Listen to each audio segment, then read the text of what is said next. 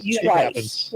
During her It's all good. I'm in sorry. 2017, Antonia I thought I was Maccabees up. watched in horror as All good. water began to rise in her Texas home. Okay. My kids were Let's see if you can hear upstairs, me. and I start Hey, hey.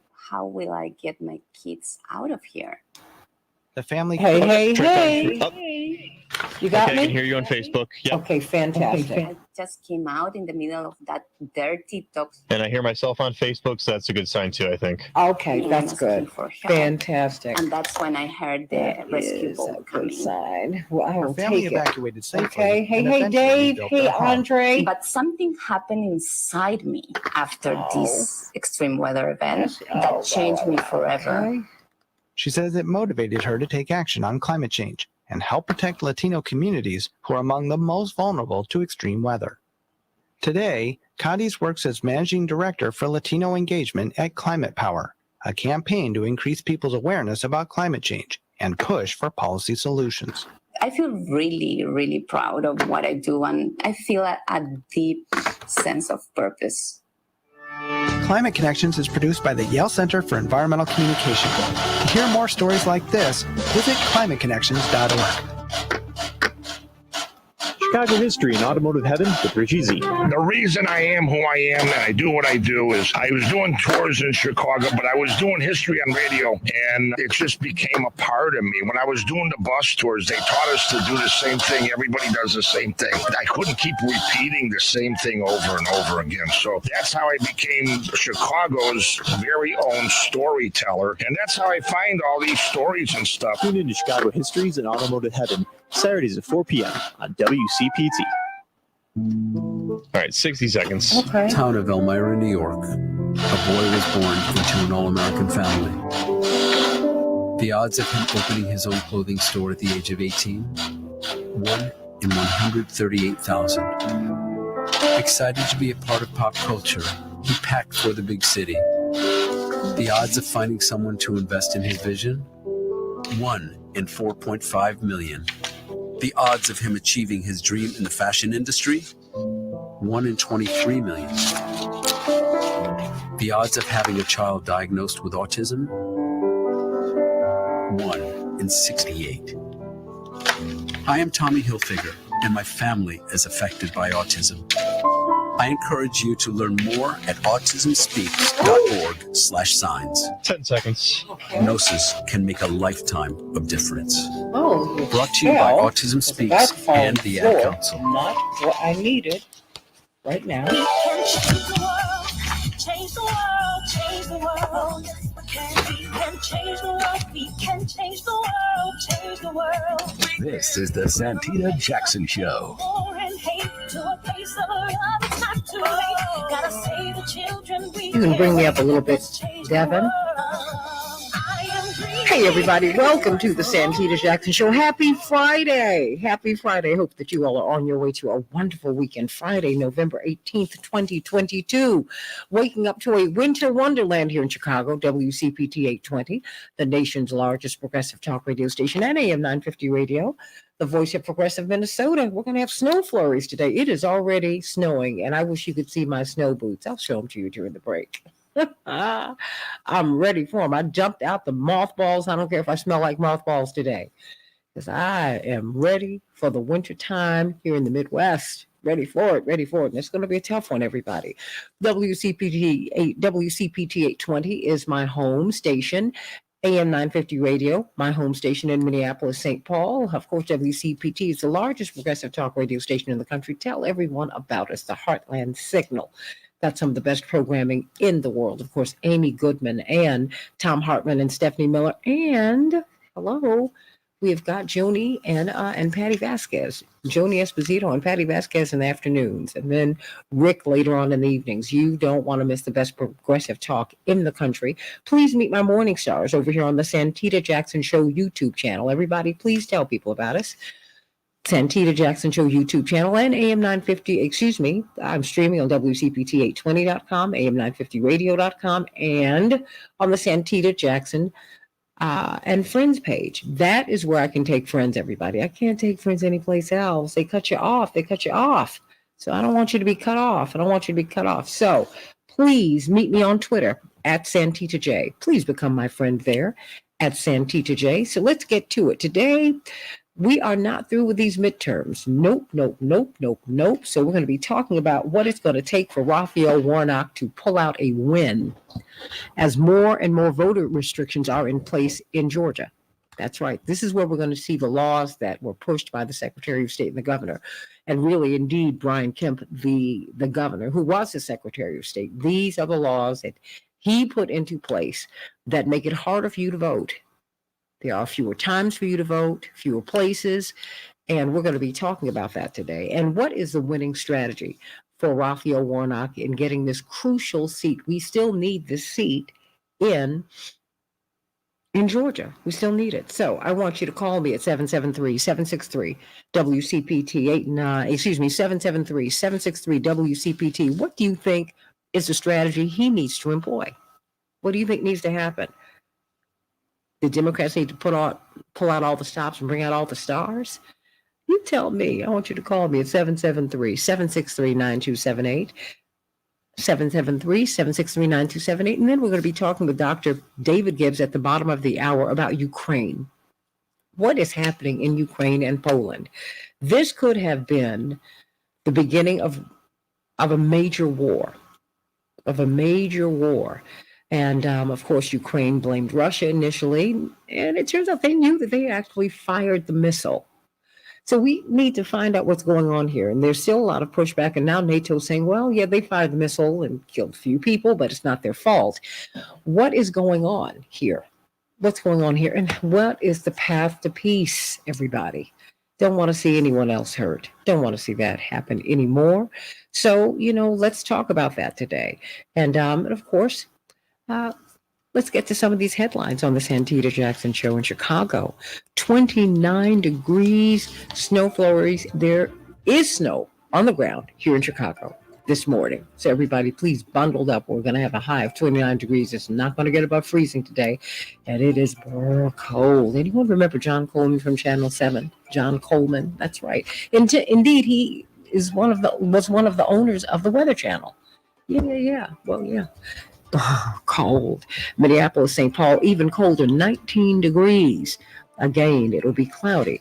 God bless you up there. And let's pray for all of those who are homeless or who do not have heat in their homes.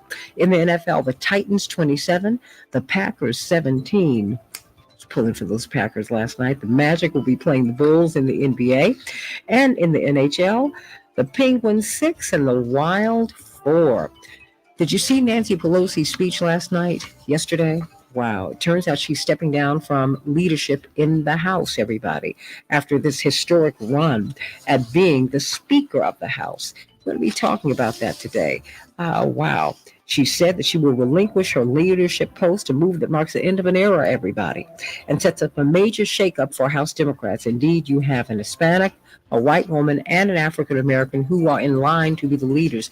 Indeed, New York Congressman Hakeem Jeffries is set to become the first Black Speaker of the House when the Democrats recapture the majority. So we're going to see how this is going to work. Her announcement came one day after CNN and other major news outlets projected that Republicans would win control of the House of Representatives as Democrats maintain a narrow Senate majority. House Democrats appear likely to choose Hakeem Jeffries from New York, and indeed Steny Hoyer, the House Majority Leader, said that he would step down, and House Majority Whip also said that he would step down. It's the end of an era, everybody, and the beginning of some new things. We pray for all of the leadership in our House and in our Senate, indeed in our government. Parts of the East Coast are facing a barrage of winter weather hazards, not just the East Coast, the Midwest too, everybody. No, millions of people on the West Coast will be under fire watches. We're cold in the Midwest. They're cold on the East Coast. Everybody, please be careful. Historic storms are bearing down on western New York State, bringing treacherous snowfall. It's cold here in Chicago. The state of emergency has been declared in 11 counties in New York. It's an intense snowstorm, everybody. The snowstorm is expected to lash Buffalo, New York, with more than 4 feet of snow. 4 feet.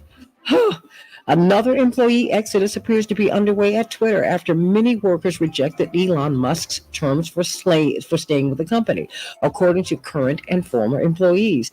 This comes after Musk gave employees until Thursday, 5 p.m. Eastern Time, to commit to extremely hardcore, as he wrote, work or else leave the company. After the deadline, Twitter staffers began posting the salute emoji on an internal Slack channel, which has become a signal that someone is leaving.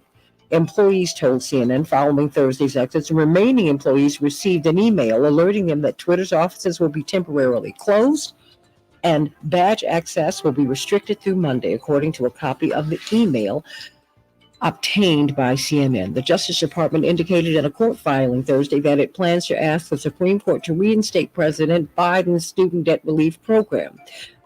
The administration said, we are confident in our legal authority to carry out this program, and we'll be taking this fight to the Supreme Court so that borrowers can get the clarity and relief they deserve quickly. The loan forgiveness program remains on hold as the Biden administration continues to fight several legal challenges under the rules of the program. Eligible borrowers can receive up to $20,000 under certain terms of relief. What do you think about that, everybody? Are you pulling for that program? Are you pulling for it? I know I am. North Korea launched an intercontinental ballistic missile today, a test condemned as a brazen violation of UN resolutions by the U.S. and its allies. They launched it, everybody. 1.9 million people. What is that? That's how many people have type 1 diabetes in the United States, according to the American Diabetes Association. Many who are known to be at risk were thrilled on Thursday when the FDA approved its first treatment to delay the onset of type 1 diabetes. Unlike type 2 diabetes, which can be prevented with lifestyle changes like losing weight and exercising, type 1 is a genetic disease that has not had any prevention options until now. And congratulations to Democrat Karen Bass, Congresswoman Karen Bass, who is now the mayor-elect of Los Angeles. She said, my message is we are going to solve homelessness. That was part of her victory speech yesterday after being elected the first female mayor of Los Angeles.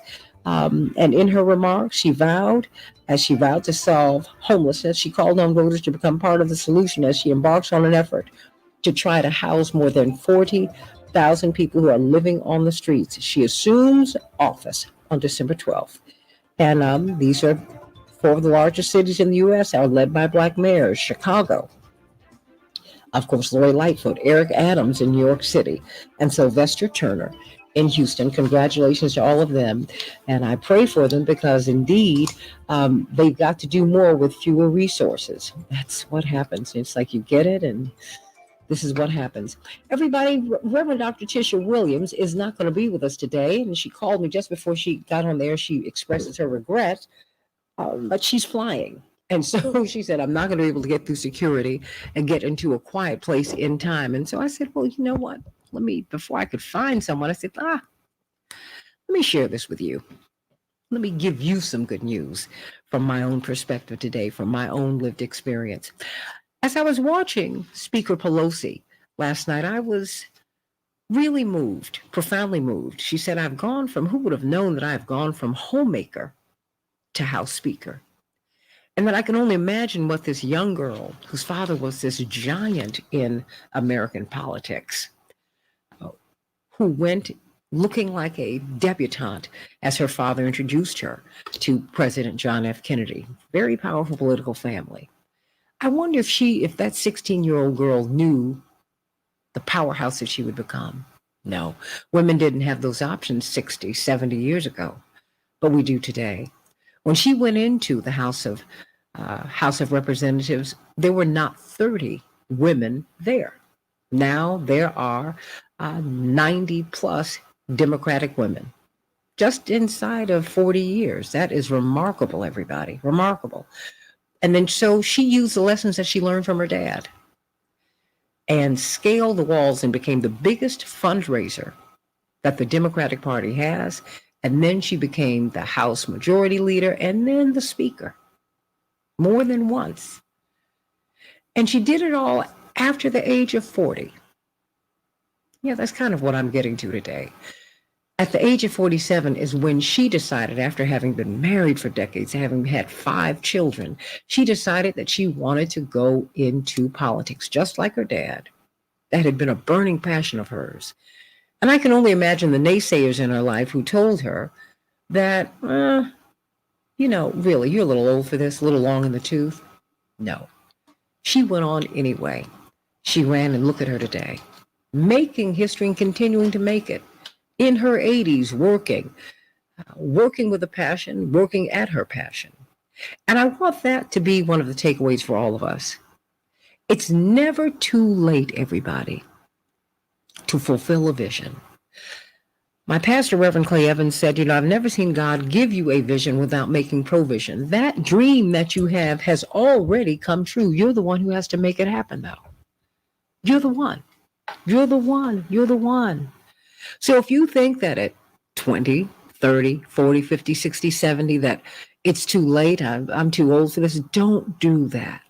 I know my life made a complete change in my life. Few times, but really I made a hard turn at 40, 41. I was given the opportunity to have this weight loss surgery, which completely changed my life and changed my life options. Number one, it saved my life. But then it changed my life options because we're also in a looks-driven society, and I look very different now. And that's just how that is. But I also felt a lot of the weight, the burdens of my life lifted. And so, as they say, when the teacher's ready, the student will appear. And so in my life, I was ready. The teacher appeared, one of my dear, dear friends, an angel, in the form of Emmy Award-winning reporter, very dear friend, Renee Ferguson, called me and said, I want to be your angel. And she saved my life, told me about this surgery. And really, she and her husband, Ken Smykel, may he rest in peace, really helped to guide me into a whole new way of living. I'm not the only one. I look at my brother Jonathan, who is about to be sworn into Congress in January. He had never expected to be going to Congress. And when people even asked him at the beginning of the year if he would consider running for Congressman Rush's seat, he said, no. He's in his mid-50s. He's like, look, my wife's about to go to Kentucky and take a dream job. She heads up the Muhammad Ali Foundation in their museum. Our children are about to come out of college. The last 2, because they're stair-step children. I'm going to do some other things with my life. I'm enjoying the work that I'm doing at PUSH as a national spokesman, serving people in that way. Well, God had some other plans for him. So many people asked him to run that he did do it. It was a people's draft, and look at him now. I'm just saying to you, stay open. Stay open. And stay ready so you don't have to get ready.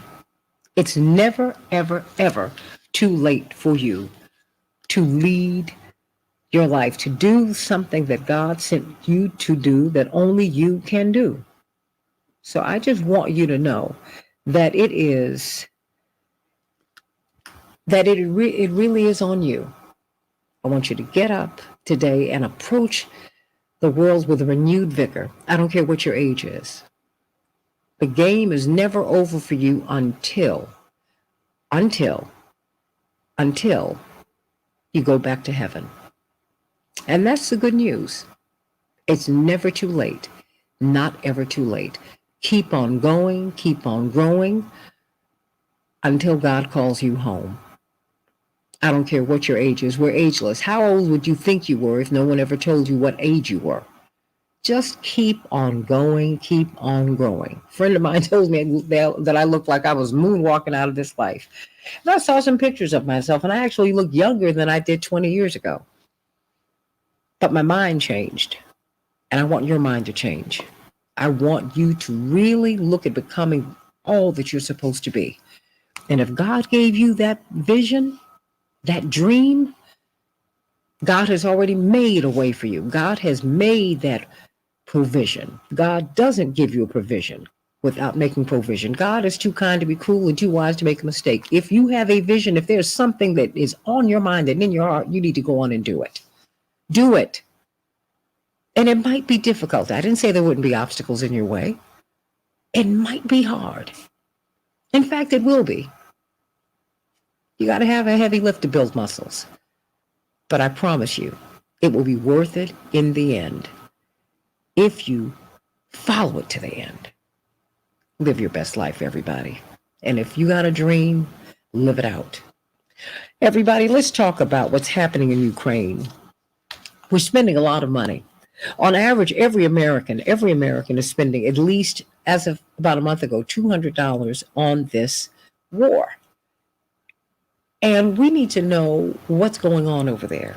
What about this missile that was fired into Poland that could have kicked off the war that well, at least that's what I want to avoid, but some people don't. So let's talk about that. I want you to call me at 773-763-9278, 773-763 WCPT, and let me know what you think about where we are right now and where you want to go. Do you want to see a peaceful resolution? Do you want to see war in our time? I mean, what do you want? What do you want? Because really, it's your money. And believe it or not, you're the one who really is in charge here. If you decide that this war needs to end, it will, you won't be able to, because you'll refuse to fund it. But if you say nothing, silence is consent. So I want to know, where do we go from here? Where do we go from here? And what happened with Poland?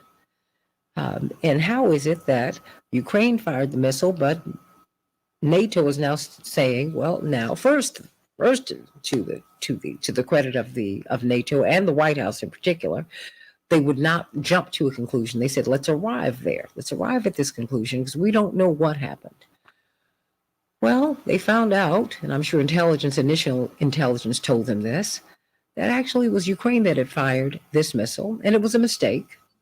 But these mistakes can come back to haunt us. So let's talk about this, everybody, on the Santita Jackson Show. And then, I want to hear from you. How can we win this seat in Georgia? What must Raphael Warnock do to beat Herschel Walker? They needed 50, each of them needed 50% plus a vote. Neither of them got it. So it's any person's race. Brian Kemp is now about to campaign with Herschel Walker, which he would not do in the primary or leading up to the general election. And now you're just seeing more and more people in the Republican establishment who are beginning to push for Herschel Walker. Is that going to happen with the Democrats? What do you think should happen? What will push Raphael Warnock over the top? But first, let's talk about Ukraine. I'm Santita Jackson. It's a joy to be with you today. Stay right here for more in just a few minutes.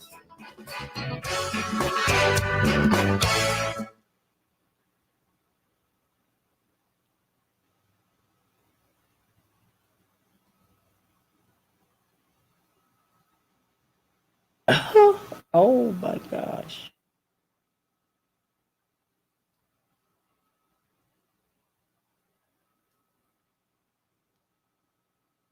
Okay, and I want to speak with Andrew.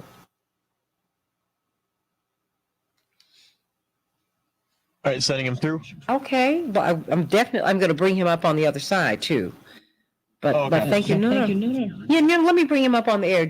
Let me ask him if he would mind coming up on the air.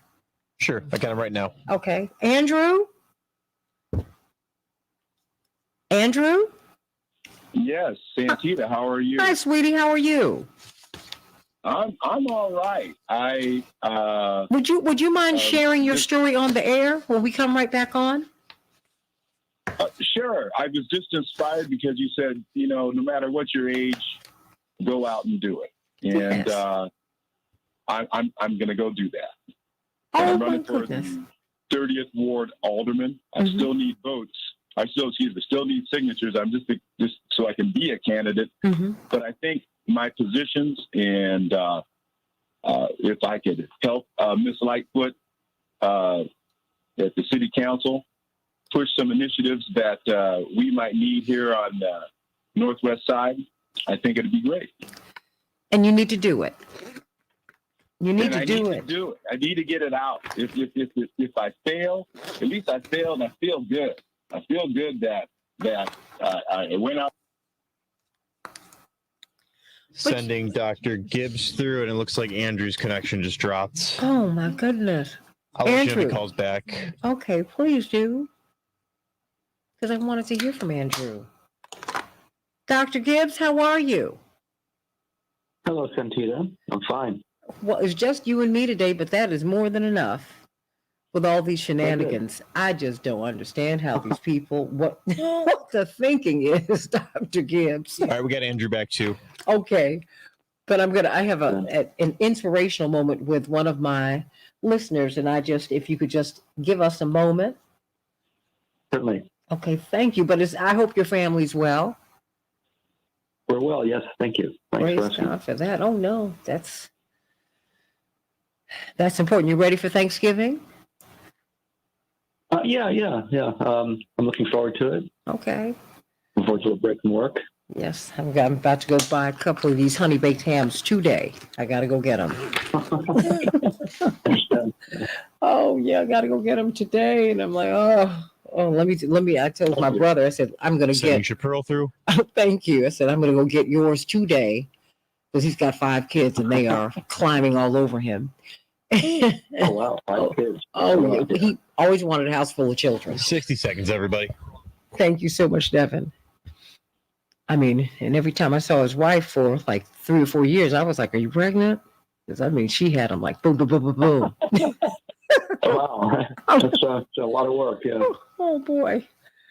Yeah, even when you have help, it's a lot of work. I said, phew, boy. Oh, I know. I bet. Yeah.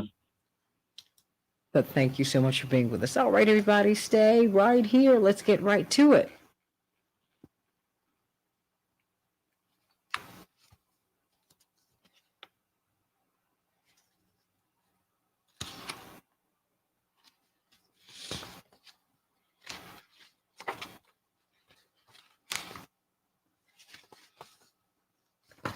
It's 10 seconds. Thank you.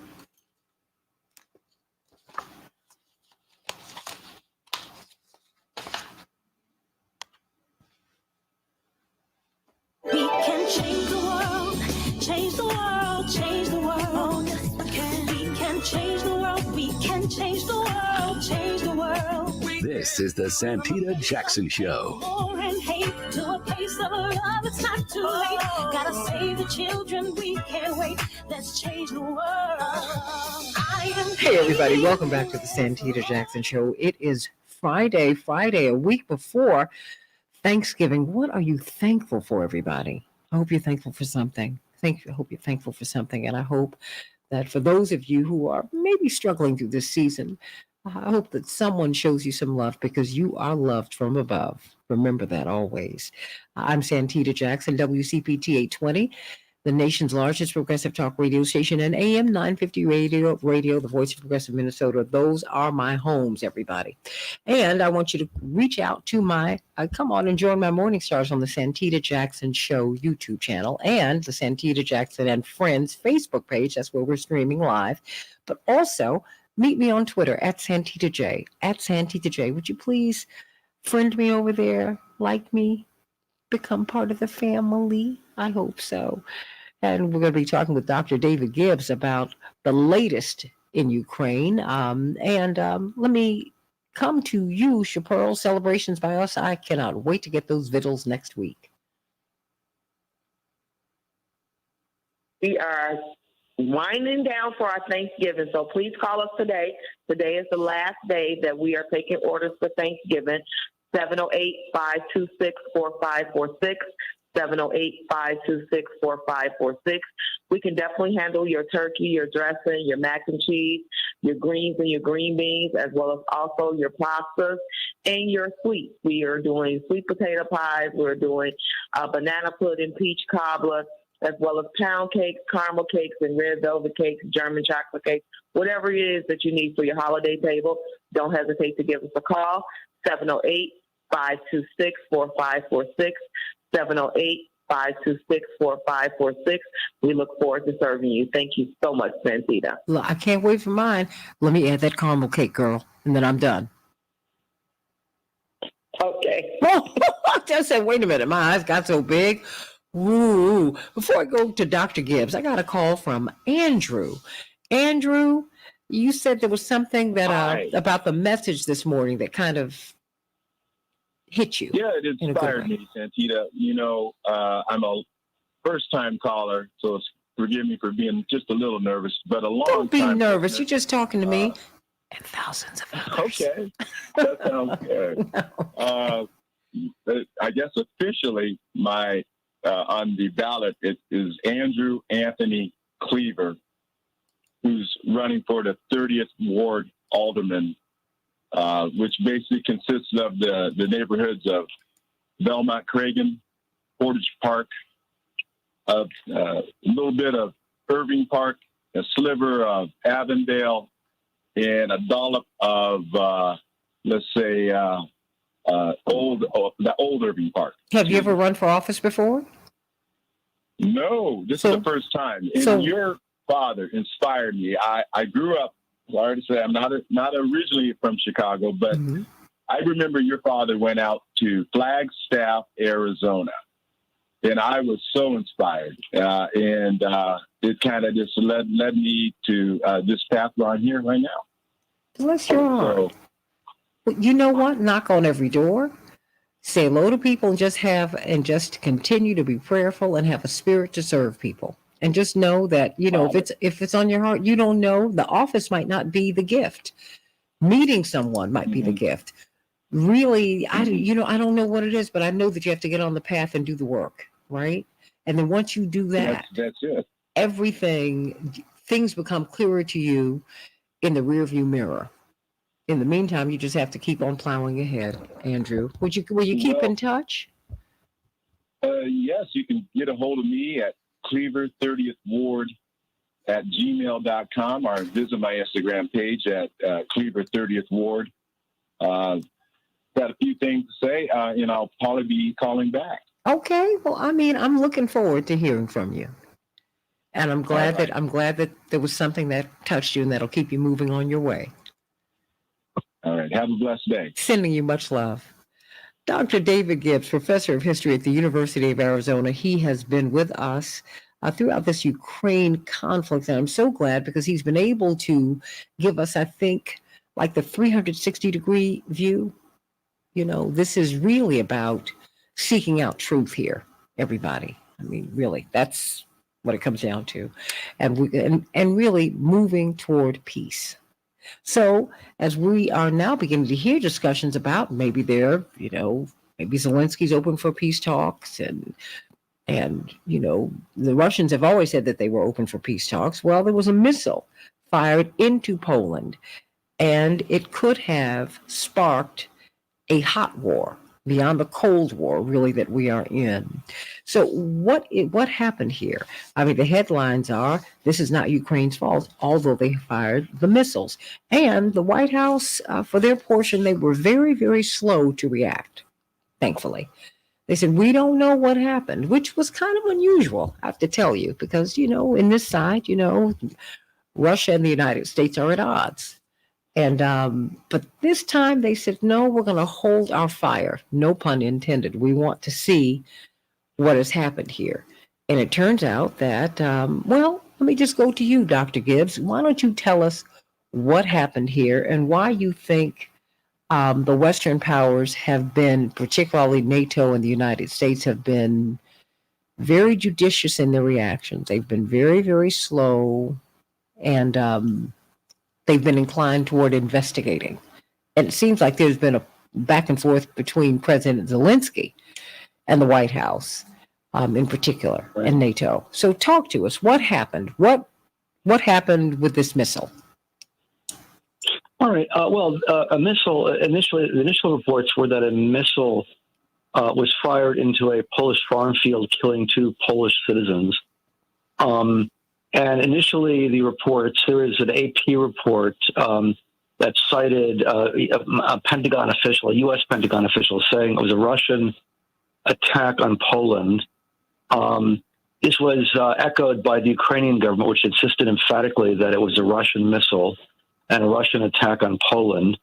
There were calls from some of the more sort of hawkish countries, most notably Estonia, talking about activating NATO's security apparatus, really coming very close to almost calling for a direct U.S.-NATO war with Russia, a much more direct war than we've had so far, basically World War III.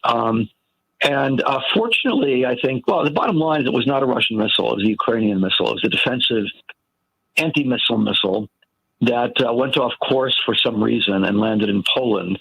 It was an accident of war, of the sort that happens all the time in war. Given that Poland is right next to Ukraine, it's not that surprising that this happened in Poland. Surprisingly, by the way, the Polish government, which is normally extremely hawkish, also was cautious in responding to this particular crisis, maybe because, again, it was on their own territory, and maybe they were reluctant to actually start a hot war on their own territory. In any case, there was a day or so when I was very worried that this could lead to, a descent into direct NATO-Russia war, a nuclear war. There was at least a possibility of that. There's a lot of saber rattling, at least for about a day. It did wind down, though, when it was acknowledged that this clearly was not a Russian missile, and Russia didn't do it. And Ukraine seemed to continue insisting it was a Russian missile long after that story had collapsed, leading to some friction with the West, where there was a direct contradiction between what Ukraine was saying, what the U.S. government and at least some of the NATO governments were saying. And that's virtually a first in this war, because until now, the United States and NATO have completely agreed with every detail of everything Ukraine has said. I should add, most of the reporting on this war, which is actually the worst I've ever seen in my lifetime, literally, most of the reporting has been based on statements by Ukrainian officials and claims by Ukraine. And people often forget that the first casualty in war, as the cliche goes, is the truth. And that's undoubtedly the case here. And it's completely illogical to think that even if you support Ukraine politically, as many people do, it's illogical to think that that means everything they say is true or that they're a reliable source when they're obviously an interested party here. So I think this has been an object lesson in the first place of not trusting everything Ukraine says, and that should be common sense. And I think people might be waking up to that fact now. But it also underscores how easily this war could, through error and misperception, spiral into nuclear war. We came pretty close to that a number of times during the Cold War. In 1983, there was an incident where, due to an equipment malfunction in the Soviet Union and sort of saber rattling by the Reagan administration, we came very, very close to actually having a nuclear war due to an accident. That's always a possibility, and it's very much a possibility here. And I think that this incident should instill some fear into people with regard to how this war is spiraling out of control. Well, you said a couple of things that struck me. Well, several things. But let's go back here to the worst reporting that you've ever seen with respect to this war. The worst reporting by whom, to what end? Oh, very good question. What I'm seeing here, both in the European press and the American press, is an almost lockstep backing of every detail of the official narrative of the war, that it was unprovoked, that it's not only was it a illegal Russian invasion, which it clearly was, but that it was an unprovoked invasion, that every single thing Russia does is evil, everything Ukraine does is pristine good, that everything Ukraine says is true, everything Russia says is automatically false. Those are completely illogical assumptions that are just not really consistent with known facts. But all the same, I think that has been an almost lockstep assumption in the Western media. What's something I'm seeing here, which I've never seen before, is usually, for example, during the war on terror, the European press was much more open to alternative points of view, and you can get a much better perspective on, the war situation. I mean, let's say the British or the French press, than you could by reading the U.S. press. That's no longer true, and the European press on this is really as one-sided as the American press is, and it's almost entirely based on claims by Western intelligence officials, especially American and British officials, or the Ukrainian government. And again, people often forget these are interested parties with an interest in, at least in some cases, shading the truth or outright lying. And so people seem to have forgotten basic rules of evaluating evidence and basic rules of skepticism here. And, you know, this is not... this is a recipe, basically, for disaster. We've already had a disaster. The war has already become a disaster, and it could become much worse. And again, there's always the danger of nuclear war. And the press sensationalism here, I think, and the one-sided sensationalism increases that risk.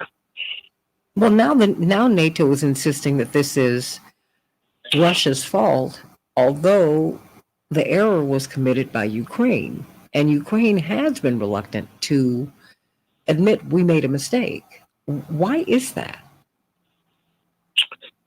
Well, you know, I suppose once you have a propaganda line, it's very difficult to acknowledge that you've made it up and effectively you lied to the public. And so Ukraine is, you know, very reluctant to sort of backtrack on something that's clearly proven to be false. In the question of, you know, it being Russia's fault in a general sense, I suppose in a very general sense, yeah, they shouldn't have invaded. I think we can agree on that. They should have accepted the fact that the United States was provoking them and not taken the bait. That's my view. Mm-hmm. All right. And if they hadn't invaded, none of this would have happened. That's indisputable.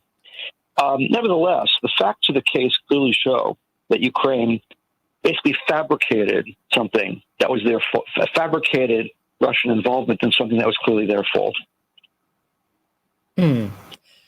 Call us at 773-763-9278, 773-763-WCPT.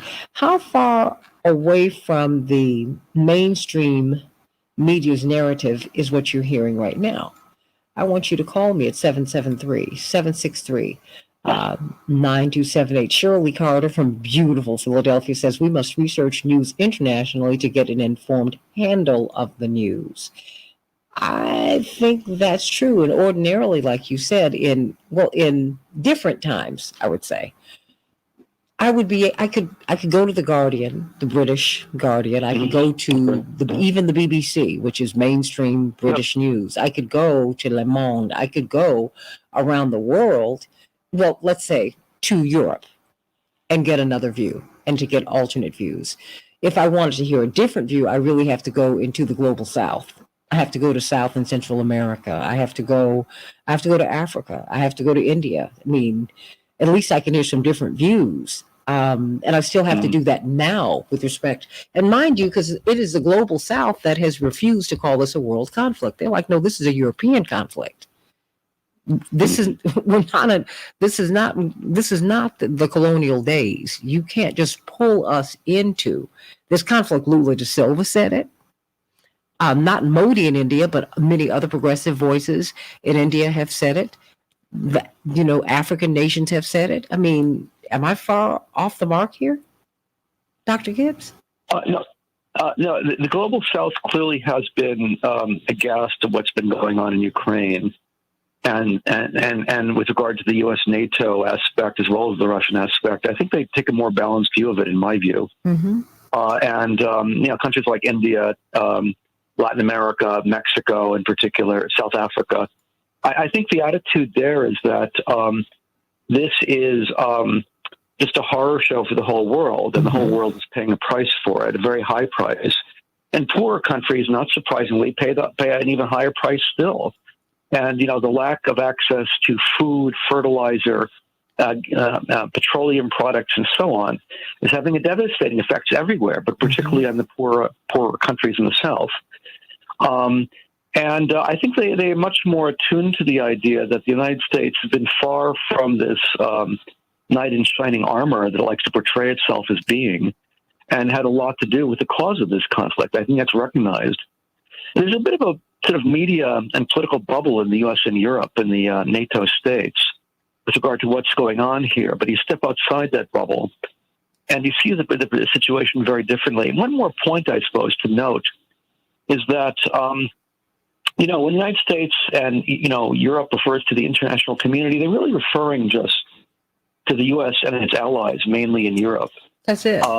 That's it. It's a little bit like, it does remind me a little bit historically of in the 19th century, they talked about the civilized world. Well, the civilized world consisted to some degree of the same states that are backing, the NATO war against Russia. I mean, that's the modern version of the civilized world. And I think in the global South that people see through that veneer, whereas I think we in the United States, and also evidently in Europe, most people don't see through that.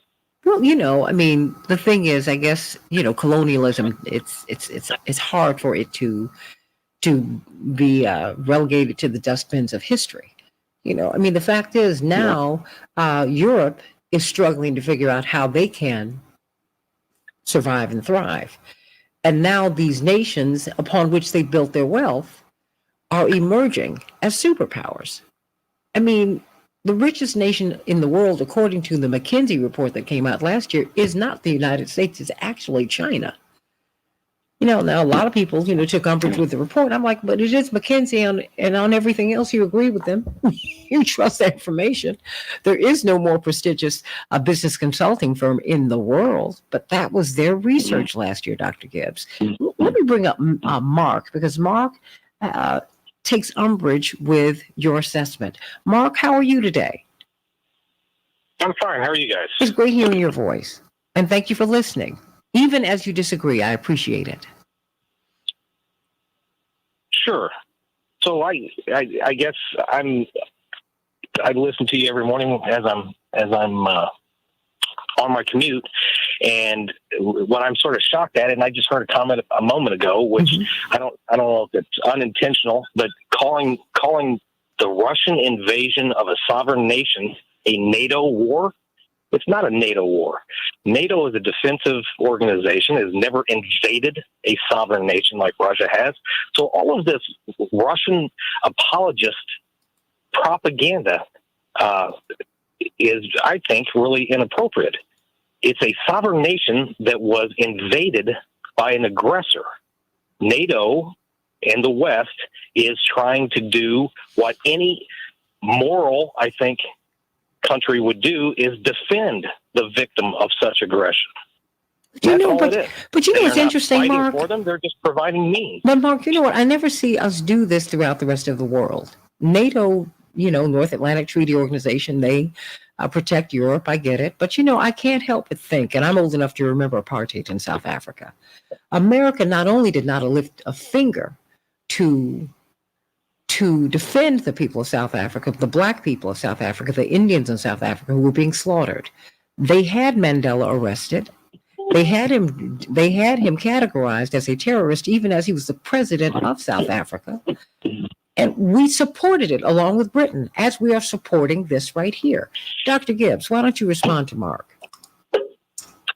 Well, I understand that's the perception. The widespread perception is that NATO is a defensive alliance, and this is entirely Russia's fault. I don't think it's accurate. First of all, if you look at NATO's recent history, NATO aggressively overthrew the government of Libya with catastrophic consequences. That was a NATO action.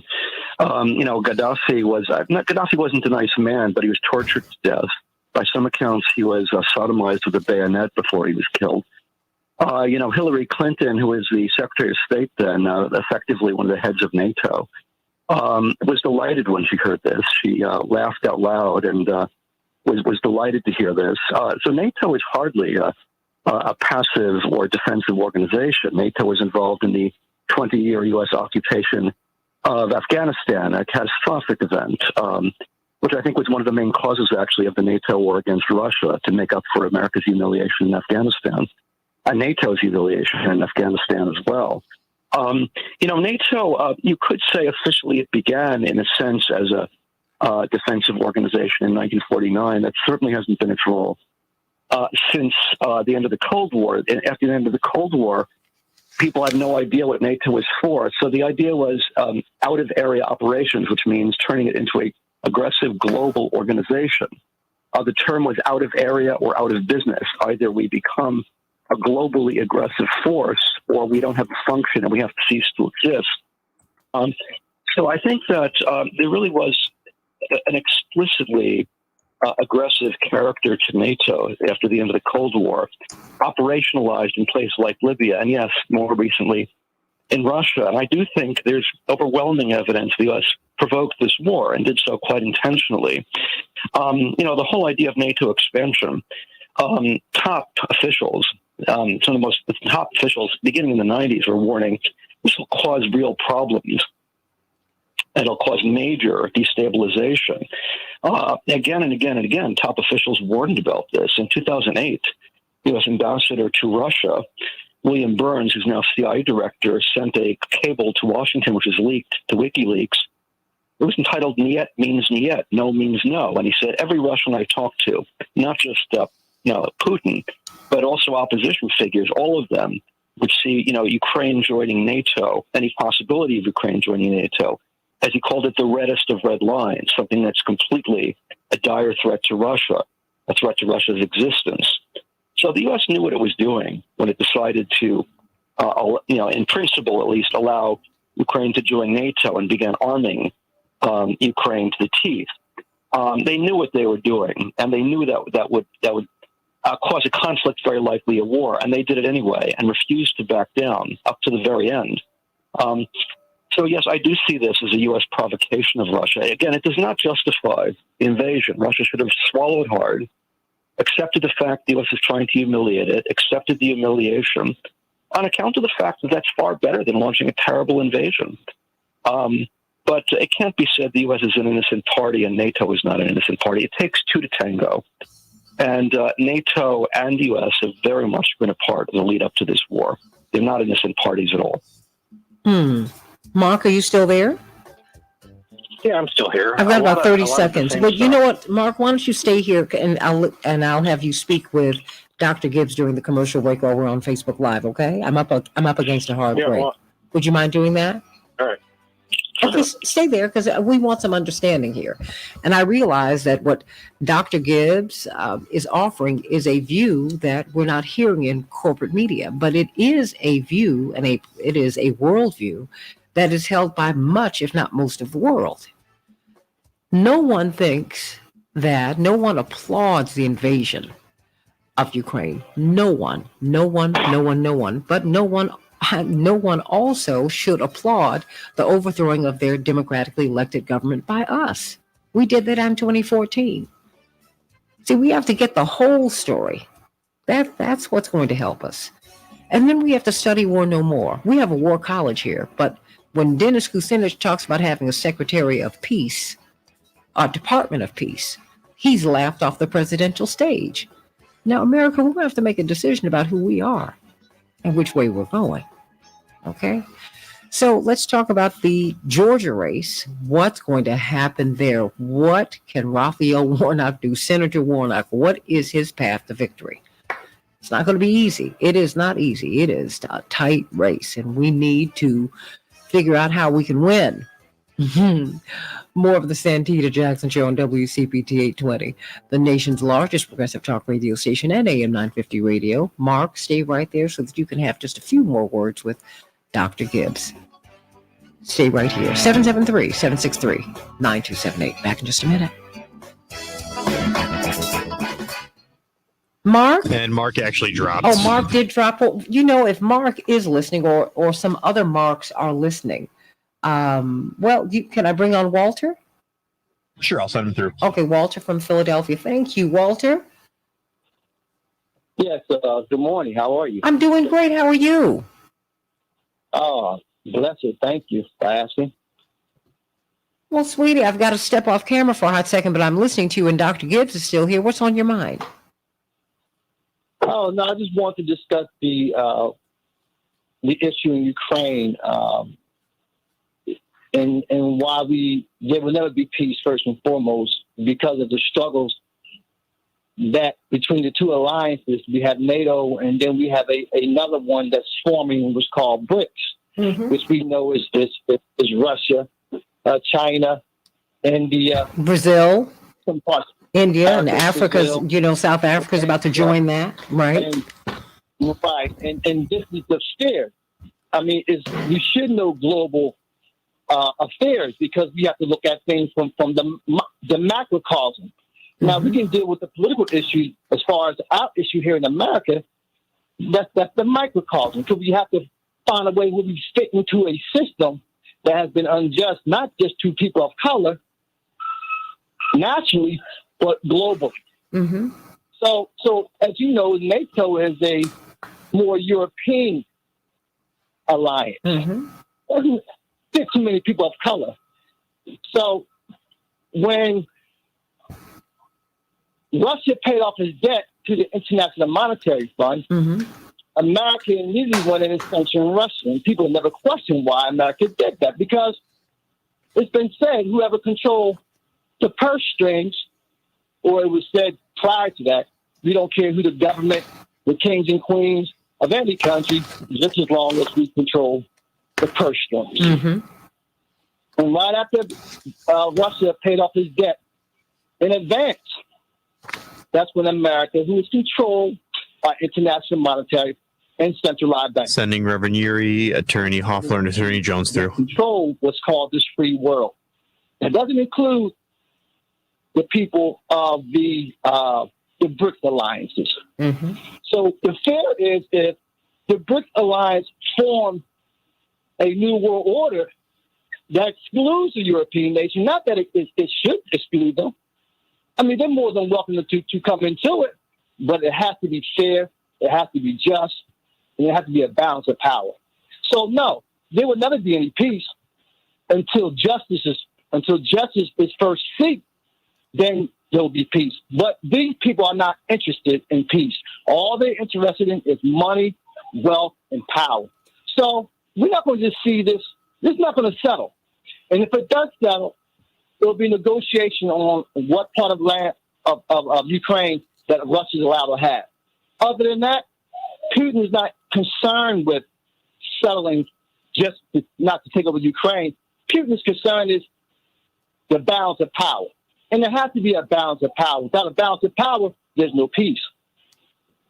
Well, Dr. Gibbs, you want to respond to him? I've got about a minute before I have to move to the next segment. I mean, yeah, I think that you're right to focus upon the issue of money and power and how the United States sits upon a system that it dominates, including the world financial system. Mm-hmm. And it's increasingly facing challenges from sort of upstart countries like most notably China, which has indeed surpassed the United States in terms of the size of its economy, as Santita correctly noted.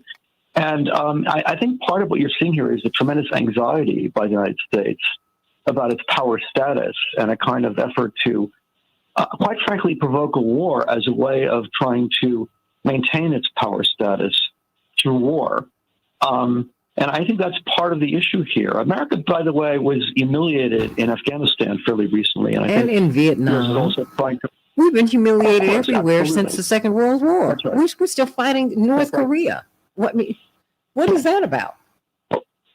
Well, the United States is trying to make up for its failures, both past and recent, by demonstrating it can achieve victory in this war. And we're all paying the price for that, including lowered living standards and the danger of nuclear war. And I don't think it's worth that risk. You know, I mean, and really, this is to me the most pro-American of stances. Everybody, I don't know how you think we cannot afford these wars. We can't even get kids. We don't even. The internet should be a public utility. It's not. We're being denied things that we need to make America a true first world nation. If you go around our airports, you see what pitiful shape we're in. And that's not the fault of the workers. We're not investing in infrastructure. The American Society of Civil Engineers continuously gives America a C or a D. You can't wage war and build a country at the same time. That is what President Carter told President Trump when President Trump called him and said, hey, now that I've gotten here, I'm seeing, wait a minute, China's jumping way ahead of us. Yeah, well, China's building things. He said, well, Mr. President, President Trump, China is not at war with anybody. They're building from within. We're at war with everybody. Those are just the facts, everybody. Yeah. Dr. Gibbs. I agree. I mean, basically, governments can spend money on guns or butter, And America's been emphasizing guns for a very long time.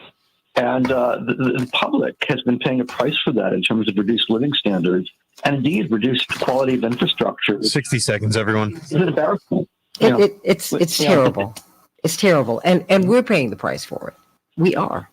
Definitely. But I thank you so much for being with us. You know I got to have you back. Thank you for bravely leading this conversation, Dr. Gibbs. Dr. David Gibbs, everybody, from the University of Arizona. Historian, everybody. History, it's important. Shouldn't be a mystery to you. I'm sending you much love and happy Thanksgiving to you if I don't speak with you before then. Thank you. Thank you very much. God bless you. CK, Dr. Yuri, you there? Yep, I'm here. Okay. Good morning. All right. Daryl Jones, you there? I am. Fantastic. Stay right there, everybody. Good morning. All right.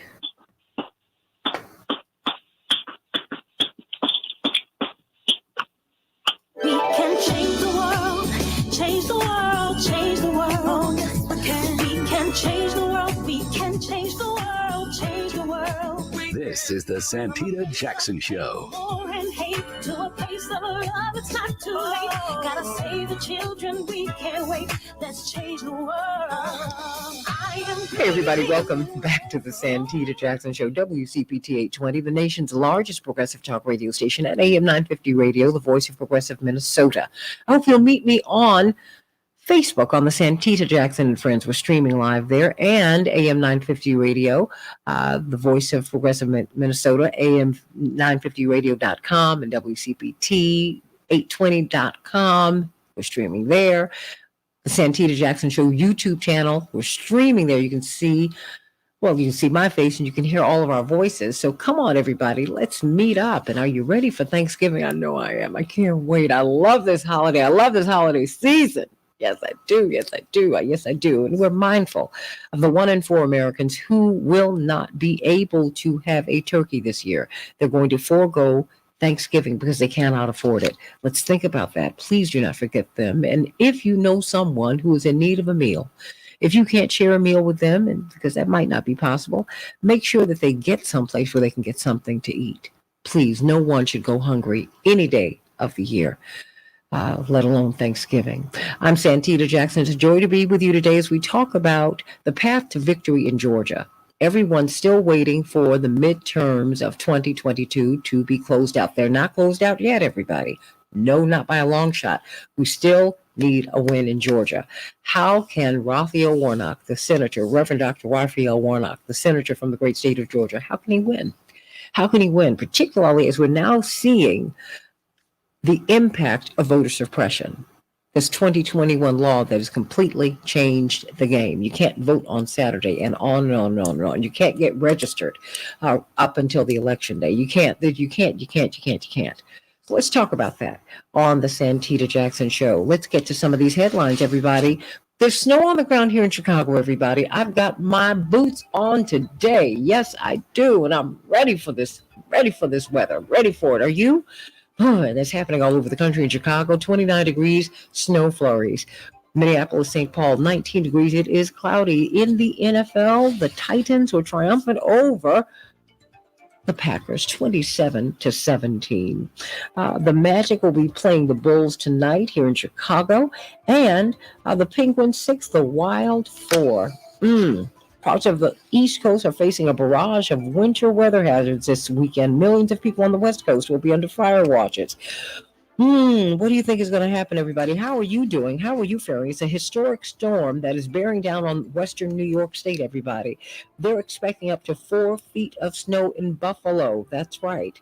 Wow, they haven't seen that kind of accumulation in 20 years. And it's going to be cold here in Chicago, cold in Minneapolis, St. Paul today, and we're getting snow. So everybody go on and get ready. What about Nancy Pelosi, everybody? The Speaker of the House, Nancy Pelosi, said yesterday that she will relinquish her leadership post. A move that marks the end of an era, everybody. She's historic, and many people are saying that looking back over her time as Speaker of the House, that she is the most consequential speaker in the history of the House. Indeed, she said something that touched us all yesterday. She said, who would have thought but I could have gone from being a homemaker to being the house speaker. All those skills that you have holding your marriage and your children together, raising them. See, a woman can raise a nation. Go ahead, Nancy Pelosi. And she started this journey at the age of 47, having grown up in a very, very political household in Baltimore. And there's a wonderful picture of her at the age of 16 or so, when she is standing with her father's introducing this little debutante to President John F. Kennedy. And boy, take a look at her now in her 80s, living her best life. House Majority Leader Steny Hoyer and House Majority Whip Jim Clyburn also announced that they would step down. Indeed, there are three, an historic trio who are waiting in the wings, an African-American, a woman, and an Hispanic. Hakeem Jeffries, indeed, is on track to become the next Speaker of the House. He's only 52. But when the majority is recaptured, he would be the first African-American Speaker of the House. And we'll see how all of that goes. What an historic time. What a time to be alive. The Justice Department indicated in a court filing Thursday that it plans to ask the Supreme Court to reinstate President Joe Biden's student debt relief program that would relieve eligible borrowers up to $20,000. They need it. What will the Supreme Court do? We will find out soon, everybody. North Korea launched an intercontinental ballistic missile today, a test condemned as a brazen violation of UN resolution by the United States and its allies. It's important for us to remember that we are still technically at war. The United States is with North Korea. When will that end? 1.9 million. What does that mean? That's people who have type 1 diabetes, unlike type 2 diabetes, which can be prevented with lifestyle changes.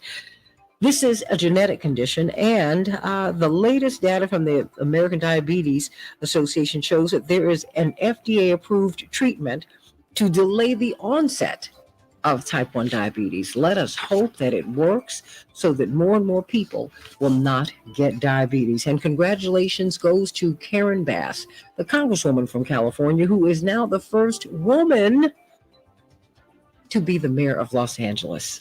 Wow. She said in her victory speech that my message is we are going to solve homelessness. She is embarking upon a major effort to get 40,000 people, not just off the street, but get them housed, to get them homed, if you will. She will assume office on December 12th, and we wish her the best. This makes four of the largest cities in the United States that are helmed by African Americans: Eric Adams in New York, Lori Lightfoot here in Chicago, Sylvester Turner in Houston, and now Karen Bass in Los Angeles. Praying for them because they have to do more with many, many fewer resources. And those are some of the headlines on the Santita Jackson Show. Let's talk about financial freedom. I want you to reach out to David Hochberg and Team Hochberg. Reach out to them, everybody. If you are using a debit card, you really need to use a credit card. How do you do that? You need to have a plan. If you do not have enough good credit to even think about getting a house, you need to call them and get a plan. Do you have a credit card debt that is just insurmountable? Don't negotiate with the credit card companies yourself. You call Team Hochberg and let them do it for you. They can do so many things, get you loans, tell you about reverse mortgages. They know the financial products, and they know the financial products that can set you free financially. Tom and Sonia, 2 children, and an unmanageable mortgage, and 17 credit cards that gave them $100,000 worth of debt. Well, guess what? They reached out to Team Hochberg. They said, maybe this will work. They've been denied a loan. They were about to lose their home. Well, guess what happened? Team Hochberg listened to them in this free phone call, and then they returned to them with a plan. And then Tom and Sonia worked with them, and they were able to negotiate, Team Hochberg was, with the credit card companies, and they moved down their credit card payments by more than $2,800. And they were able to save their home and get them a loan. That could be you. People are struggling.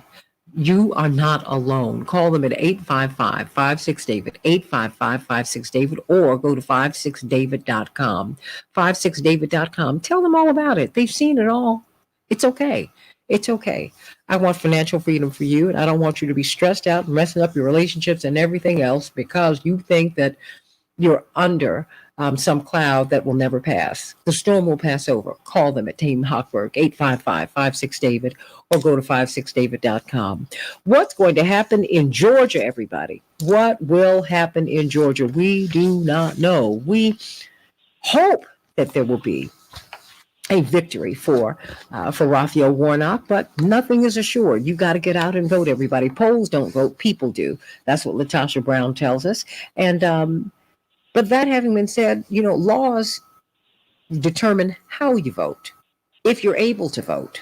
You saw what happened in Florida. More than 1.4 million people had their voting rights reinstated, and then a Republican legislature overturned the will of the people. Yeah, these people who had served their time, they were supposed to be able to vote. And the Republicans overturned that. And now in 2021, there is a voting law that was put into place that makes it much, much, much harder for people to vote. Stricter identification requirements, reduced available ballot drop boxes, reduced times to vote, and on and on and on it goes. And so now the Democrats are suing over a lack of Saturday early voting in Georgia's Senate runoff. There's a lot going on. And so we got this tremendous panel who are going to talk to us about it today. Attorney C.K. Hoffler down there in Atlanta.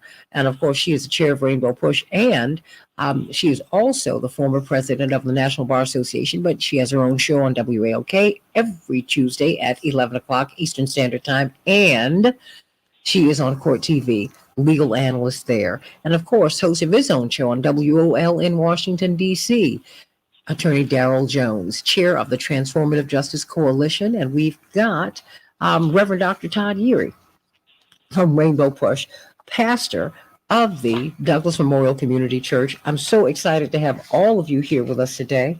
We've got a lot to talk about. CK, what is the state of play in Georgia today? I mean, what is going on? First of all, tell me about this 2021 law. Well, this 2021 law, we knew that it was coming. We knew that it was going to happen. No sooner did Senator Raphael Warnock win the runoff election did we see the passage of one of the most oppressive voter suppression laws in Georgia, just as we saw that in other states too. And the bottom line is that law made it illegal, as we know, we've heard a lot, to give people water, give them food in line. Even if someone's passing out right in front of you, you can't really legally do what is humanitarian and sane, which is to give someone a helping hand if they're standing in line waiting to vote. These long lines that we have in Georgia in some precincts, not everywhere, just in some precincts. And what it also did is it also eliminated and severely restricted folks' access to the ballot boxes, drop boxes, eliminated a lot of drop boxes, polling stations, and also the ability to vote on Saturdays. We have to understand, young folks who turned out in strong numbers despite the odds, and many people, working people, people like me who work, we have to make a sacrifice to, vote during Monday and Friday between 7 and 7. That may not work for everybody's schedule, but Saturday is a day that a lot of people would rely on being able to vote. So with this runoff election, there's a challenge right now. You mentioned the litigation. It's my understanding Senator Raphael Warnock has joined the litigation to enable Georgians to vote on Saturdays. And then there's also a question about Sunday voting. Not every county is required. It's going to be decided by the counties to enable people to vote on Sundays either. So, this is a restriction on people's ability to vote. And if you did not register by, I believe it's the 7th of November, then you can't register to vote in this runoff election. So all of those, and then let's not forget, and Greg Palast, the great journalist, investigative journalist Greg Palast has uncovered again and again that many people have been illegally stripped from the voting rolls in Georgia. So those people have been illegally stripped, who wanted to register to vote for the runoff election, and they had discovered that they were not eligible to vote in the election. If they didn't register to vote by the 11th, they can't vote in this runoff election. So there are all of these things that are happening, Santita. And this was meticulously, methodically put in place. This was not like let's just do this now. It was methodically put in place by the Republicans here in Georgia. My view is voting should not be partisan. Everyone should have the right to vote. The election protection effort is designed to protect people at the polls so they don't encounter voter suppression, so that they are allowed to cast their vote. But here we have in Georgia, like other places, all of these measures designed to prevent people from voting. Really, truthfully, to prevent Black and brown and young voters from voting here in Georgia.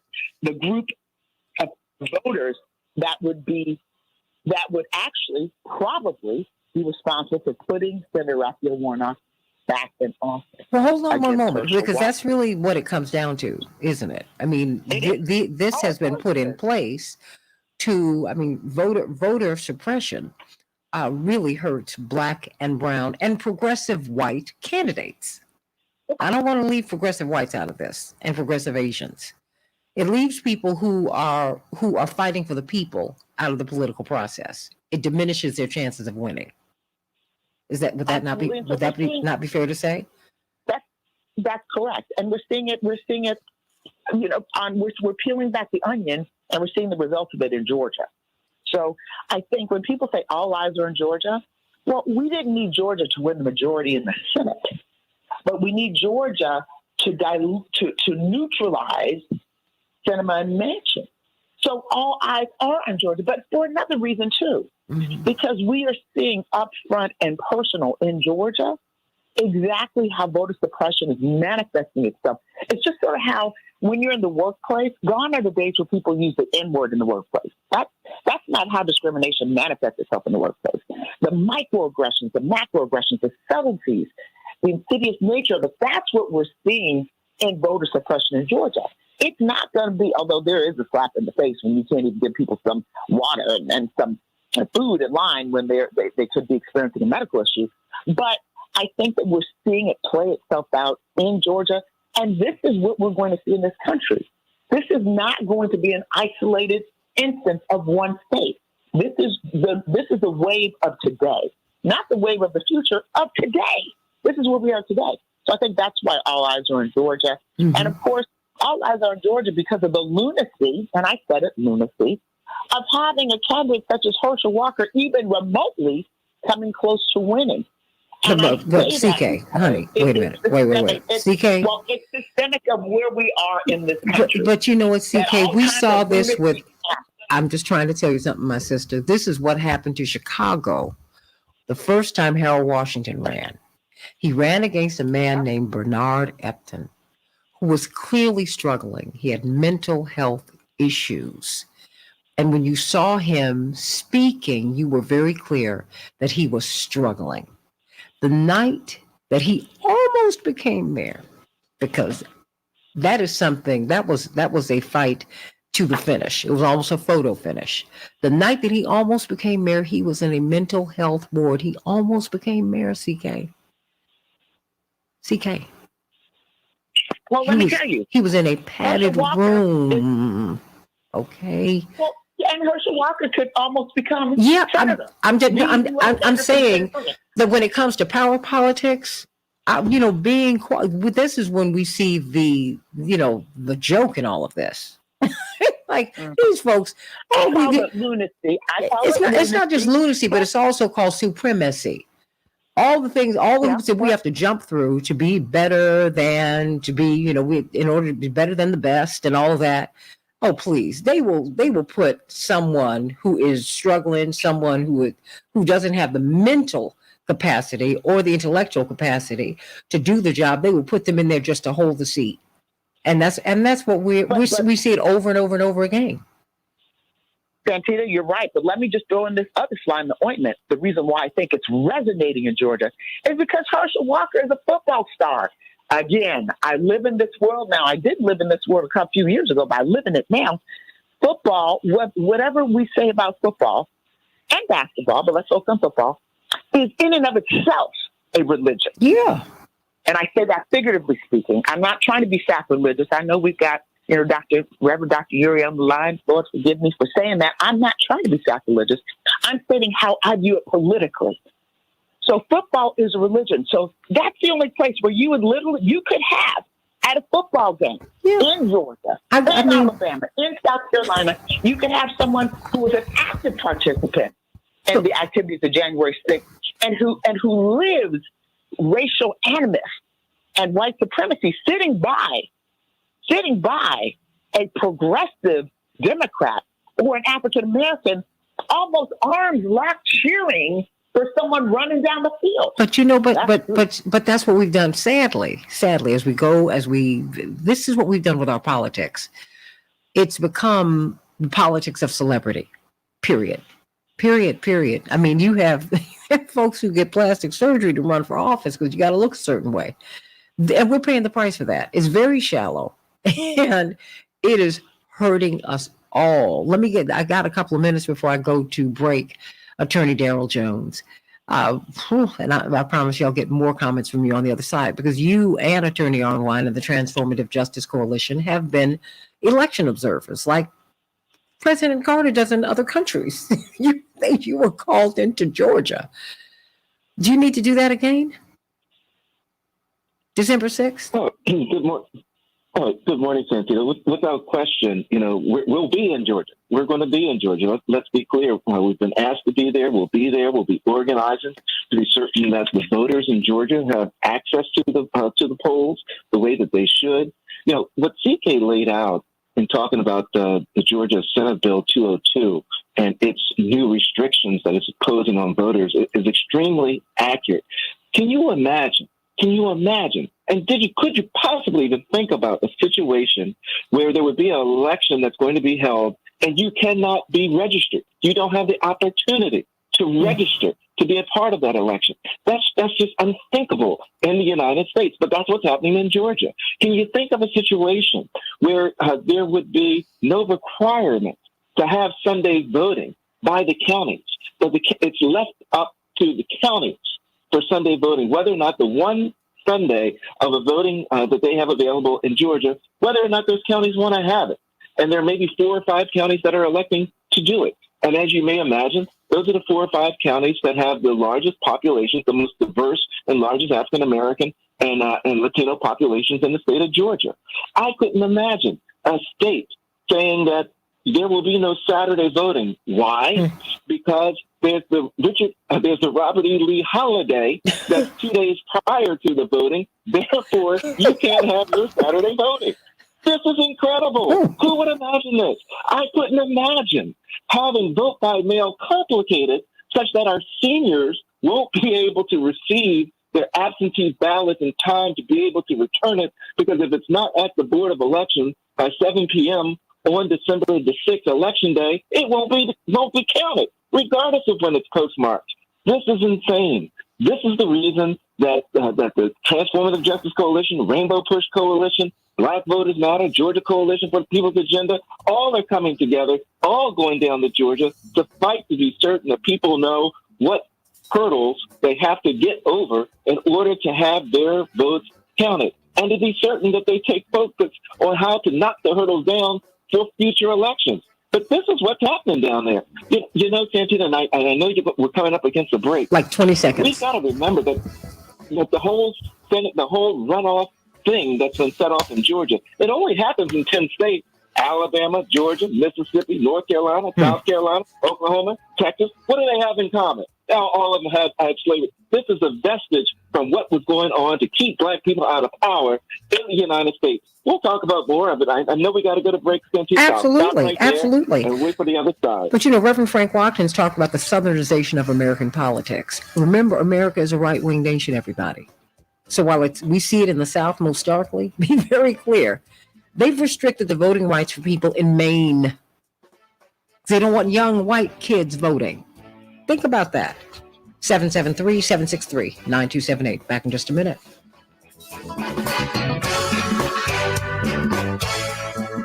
Reverend Dr. Uri, I promise you I'm coming to you on the other side. Everybody, I want you to call me at 773-763-9278, 773-WCPT. Okay. You all can continue to talk to each other. You can. Reverend Todd. Yes, sir. And don't spend your best stuff over here because I have to bring you up on the radio. Remember that. I need to make sure that my good brother is okay. I think he was in a little bit of trouble last week. I need to make sure that things are better for him. I think I've shaken that Kenosha label for a moment. All right. Yes, this is where we say, praise the Lord, everybody. Mm-hmm. And who is speaking for me? Thank you. Yeah. Let me just bring that piece up. Santita's not mute. There we go. Ain't nobody. No, I forgot I speak in proper English. No one will mess with Daryl Jones and Barbara Online as they do what they are doing and making an exceptional impact to help people recognize their right to vote and to facilitate Georgia. Nobody. Not only are they protected, I believe they have angels on their shoulders because, John Lewis and others are watching and pushing and protecting them. But if there's any risk of a legal issue, don't let anybody even take a gesture to walk in their direction the wrong way. I can tell you I'm going to be right there. So let Daryl Jones and Barbara Arnwine and Rainbow Push and Black Voters Matter Fund, by the way, all my clients, do what they have to do this time around when once again, the odds are so high because there's a teams up who are ready to make sure that their rights, their constitutional rights, are protected because they do have a right. Freedom of speech is something that's sacrosanct in this country. Thank God for that. Now, I recognize that it's freedom of speech for some and not others, but we have to encourage. I listened to their plan of action, their call to action yesterday. The Transformative Justice Coalition had, and they invited a number of people and groups who are very active in Georgia. And their call to action is magnificent. It is the call to action, as we all say, that Reverend Jackson has laid and set forth for all of us to follow. So I just want people to recognize that when you have, I call them freedom fighters, justice fighters, voting fighters, people who are fighting so that people can do the nonpartisan thing, which is to vote. That is nonpartisan. That they will have angels everywhere watching over them. And I think that's important. 60 seconds, everyone. They need to go in court if it becomes necessary.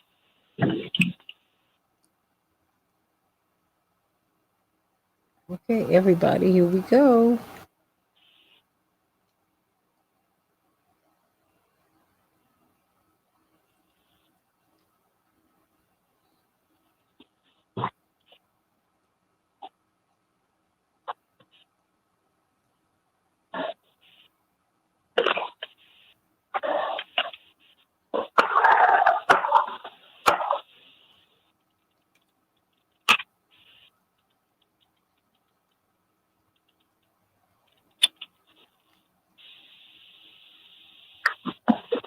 Okay, I can hear something. Are we up yet?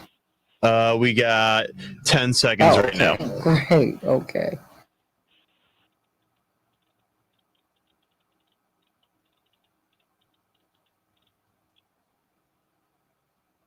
We can change the world, change the world, change the world. We can change the world, we can change the world, change the world. This is the Santita Jackson Show. War and hate to a place of love, it's not too late. Gotta save the children, we can't wait. Let's change the world. Hey, everybody. The question is today on the Santita Jackson Show on WCPT 820, the nation's largest progressive talk radio station, and AM 950 Radio, the voice of progressive Minnesota. Santita Jackson Show YouTube channel. Get on over there, everybody. And at Santita J on Twitter and Santita Jackson and friends. I want to know, what is the path to victory for Reverend Dr. Raphael Warnock, the senator, the great senator from the great state of Georgia? How can he win? It is a tighter than this race in the general election in between Senator Warnock and Citizen Walker was a libertarian. Libertarians skew right. They're independent, but they tend to skew at least Republican. They have some very interesting views, and I think, quite frankly, everybody's kind of like a mashup of a lot of things. But let's just see. I mean, because now you have voter restrictions in place. And so what is the plan? What is the plan?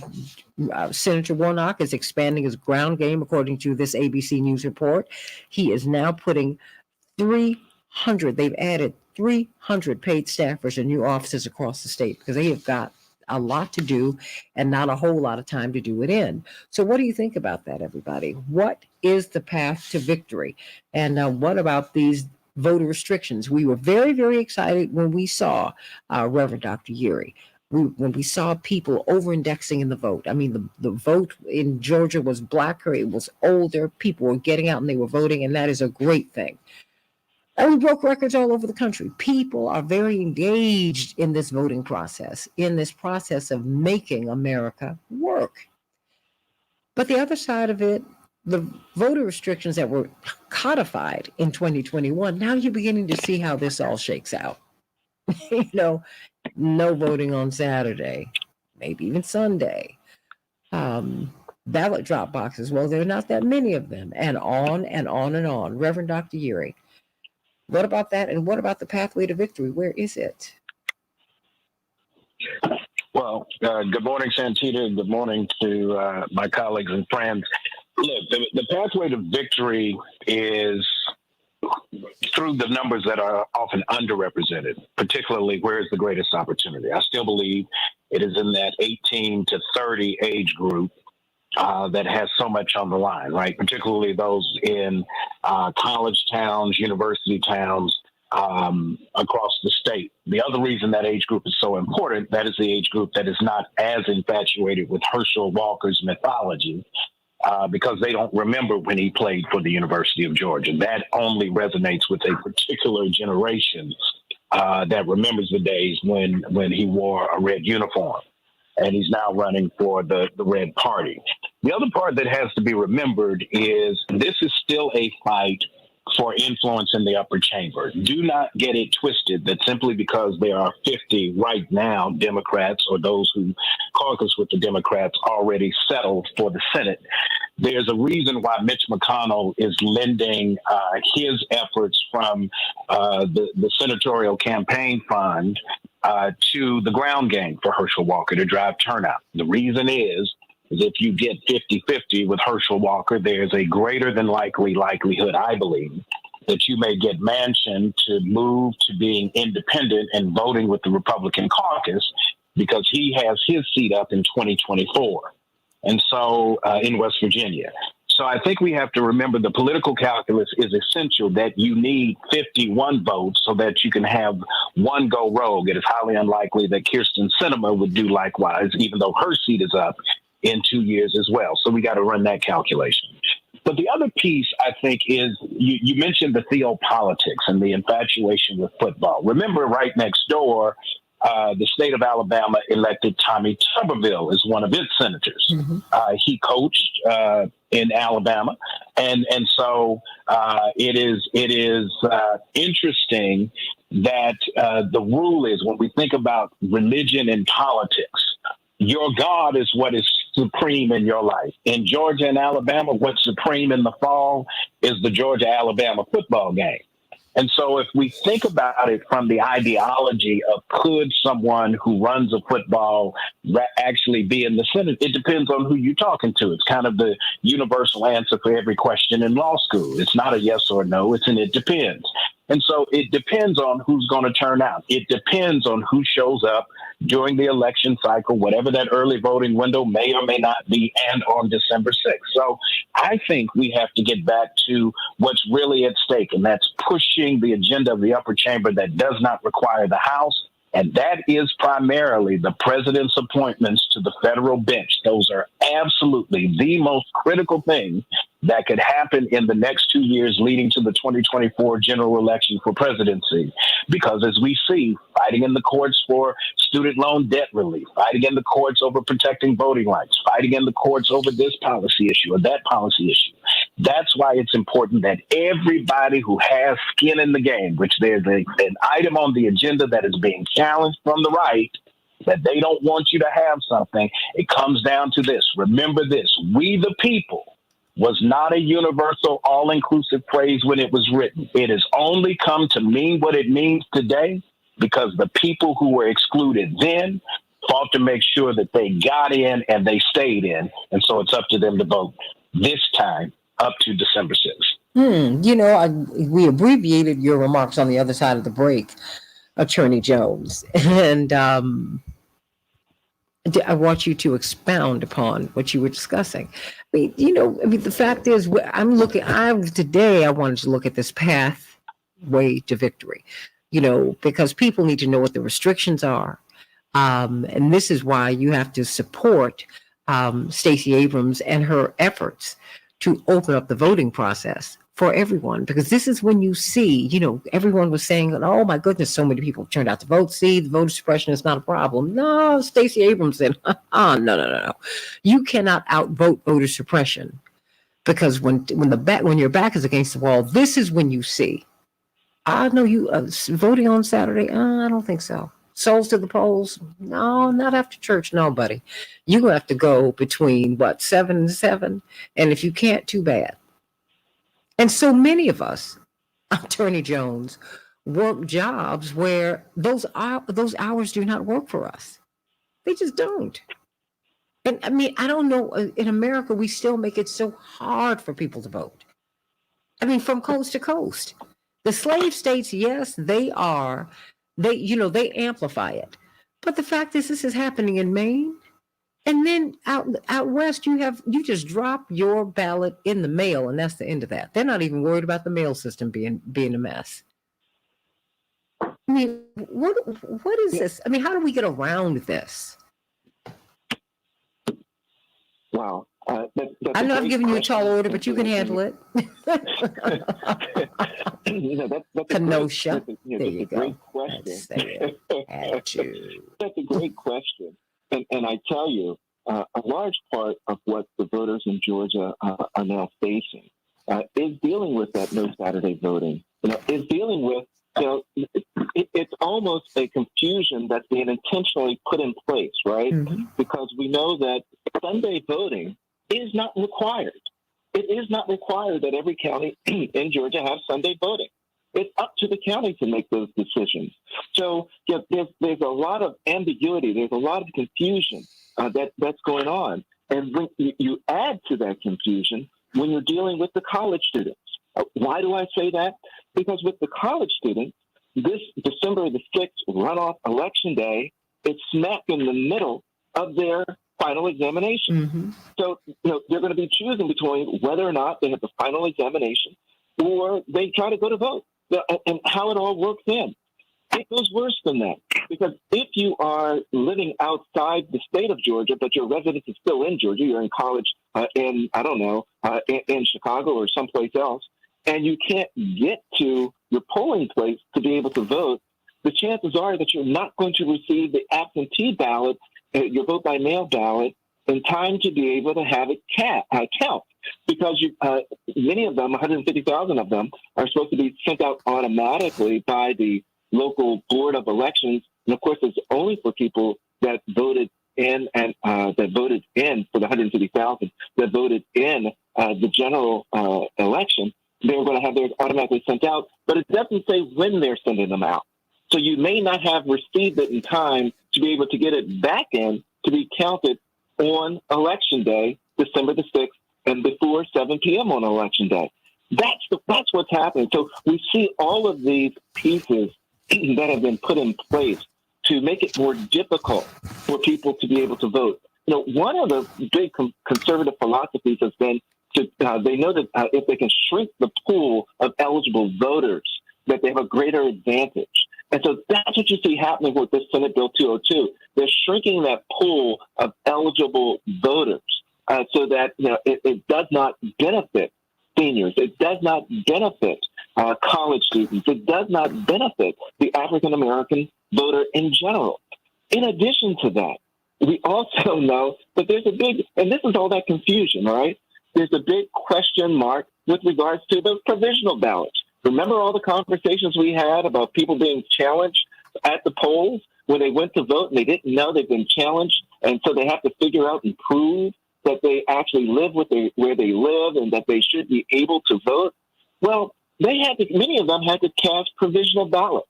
And so the question becomes, was their provisional ballot counted? If they were not able to prove their registration before November the 7th, right, which is the cutoff for December the 6th, then they may not be able to participate in the runoff election. More confusion. So, one of the things that people have got to do right now, if you're in the state of Georgia, is that you need to go to vote.org. You need to go to vote.org to see if you are registered in the state of Georgia. Because if you're not registered right now in the state of Georgia, you cannot participate in the runoff election on December the 6th. So you need to go to vote.org to be certain that you're registered, so that you're in the game, you're in the stadium, and able to go and vote in the state of Georgia. But all of these are the challenges that are being presented. We're going to be bringing vans in to take seniors to the polls. Santita, you know how RPC and TJC rolls when they start telling us we can't do something. Mm-hmm. We're going to be, at many of the HBCUs, we're going to be doing our poll parties. They told us we can't do it, can't give water and food to people in line, but we're not going to do it in line. We're going to do it on the campus, and then we're going to transport you over to the polling place. We're still going to have our party. We're still going to have our votes get on. We're still going to have our line dances going on. But we're going to be certain that everybody that's eligible and wants to vote in this runoff election, we're going to get them to the polls. So that's going to be the big push. There's going to be a big knowledge campaign that's going up because many Georgia voters simply don't know that they have to vote again, that there is a runoff election. Those rural areas, you've got to bring it to them. They don't know that they have to vote again. They don't know. They do not know that. Absolutely. They just don't know. They think they've already voted. They saw the results. They think it's over. So, part of what we're doing is that we're going to have the canvassing, the door-to-door going on throughout the rural sections of Georgia to be certain that people know that they need to get out to vote. We encourage everyone to go to votingrightsalliance.org to help us. We have phone banking that's going to be on, texting campaigns that's going to be on. There's all kinds of ways that people can help to let folks in Georgia know that there's an election going on and that they need to get out and vote if they're eligible to vote. So, we encourage everyone to go to that votingrightsalliance.org website and volunteer for one of the committees. Unbelievable. 773-763-9278. 773-763-9278. I mean, legally, what do you do, CK, if you... what if you get your ballot the day of the election? That's when it arrives. What do you do? Well, this is the thing. Wait a minute. What worse still, the day after December 7th. Well, for one, if you have a plan to vote, you don't have your ballot before election day. Now, that assumes that you know when election day is, because there's a lot of disinformation out there. That's why it's so important to have a lot of these grassroots organizations, such as Transformative Justice Coalition, Rainbow Push, Black Voters Matter Fund, the People Coalition, all of them going door to door, making sure people get the right information. So if you don't know, if by the day before or 2 days before, and you thought you were going to get, it's just really too late at that point because you can't send a ballot back in. So you need to plan to go in person. So wait. It's just that important. If you are sent a ballot and you go and vote because you're like, well, it's not getting here in time, and you're like, I don't want to wait, will you get in legal trouble for having voted, but then being in possession of a ballot? Well, this is what I would do. That's a good question. Under normal circumstances, because it might go before a commission, you shouldn't get in trouble. But I trust nothing. We're in a voter suppression state of mind here in Georgia. So if that happened to me, what I would do is I would vote in person and I would have in hand and I would say, I just received this. And I would not accept a provisional ballot. And I would call 1-866-VOTE and report it.